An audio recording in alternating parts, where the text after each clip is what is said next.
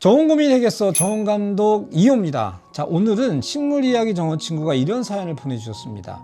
옥상에서 정원 생활합니다. 옥상이십니다.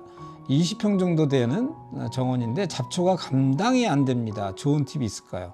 잡초가 어떻다고요? 감당이 안 됩니다. 감당이 안 된다고? 그럼 식물 반, 잡초 반 이런 상황이 아닐까라는 생각이 돼요. 머리 아파, 이거 어떻게 해야지? 라고 고민을 하고 계신 것 같습니다. 자, 우선은 처음에 아마 그 정원을 만드실 때 잡초가 있는 토양을 받아들이지 않았을까라는 가정을 한번 해봐요. 그래서 옥상일 경우에는 토양을 가능하시면 마사토 플러스 인공토양이라는 걸 활용하시는 게 더 좋겠다. 자, 어쨌든 근데 지금 감당이 안 된다고 말을 하셨으니까 이걸 어떻게 해야 하지 않을까요? 어쩔 수 없이 기존에 있는 이 잡초는 제거를 해야 합니다. 제거를 하는데 여기서 두 가지 방법이라고 저는 생각을 해요. 자, 보통 잡초는 생리적으로 1년생일 경우가 많습니다. 1년생이에요. 그러면 얘를 뽑을 것이냐 아니면 얘가 1년을 그냥 여기서 살게 놔둘 것이냐라는 그 지점을 한번 우리가 생각 한번 해봅시다. 우선은 뽑는다. 뽑아서 완벽하게 제거를 한다. 근데 뽑는데도 언제 뽑느냐라는 것도 중요해요. 꽃이 지고 씨앗이 맺혀서 퍼트린 다음에 뽑는다? 아주 안 좋은 조건입니다. 왜냐하면 씨앗 하나에는 몇백 개의 씨앗이 담겨 있기 때문에 번식력이. 그래서 그때 뽑으면 안 되고 씨앗이 맺기 전에 뽑으셔야 된다는 게 하나가 있습니다. 자, 두 번째는 1년생 잡초라고 할 경우에는 상부를 자르는 거죠. 자르면 이분이 있기는 한데 뭐가 없어요? 씨앗이 없기 때문에 번식이 안 되는 거죠. 더 이상 우리 정원 안에서는 이 잡초는 오래만 살고 다음 생은 없는 조건을 만들어주기 때문에 1년생 잡초일 경우에 그러는 거예요. 자, 그러면 저희가 전정가위로 자른 다음에 혹시 우리 저 식물 이야기 친구의 정원에 멀칭이 되어져 있는지 아닌지 제가 확인이 안 되어지는데 멀칭이 안 되어져 있기 때문에 잡초가 더 많이 올라왔다는 가정을 한다고 하면 일반 우리가 심고자 하는 식물 뺀 나머지 부분에는 멀칭을 좀 두텁게 해주시면 좋을 것 같습니다.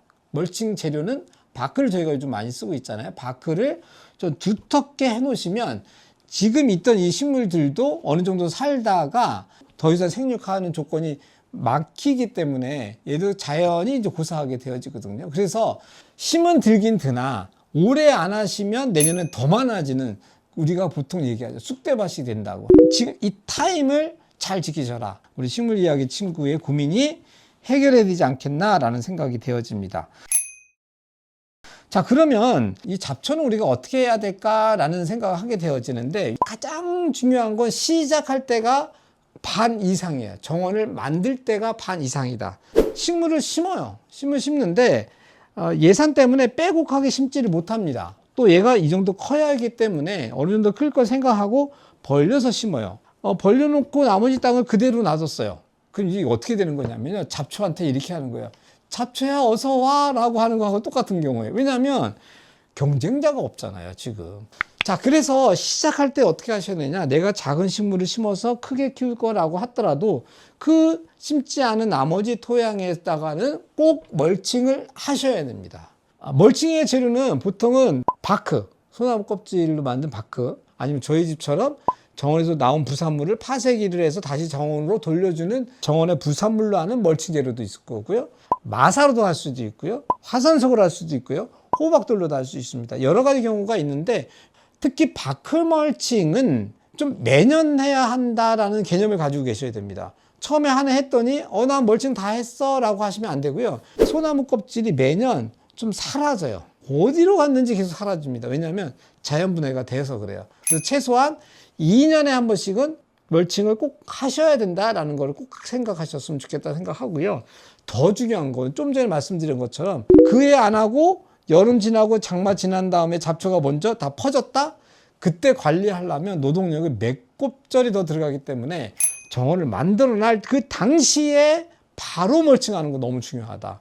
두 번째는 식물의 밀도를 되게 촘촘하게 처음부터 심는 거예요. 경제적으로는 좀 손해죠. 왜냐하면 돈이 많이 드니까.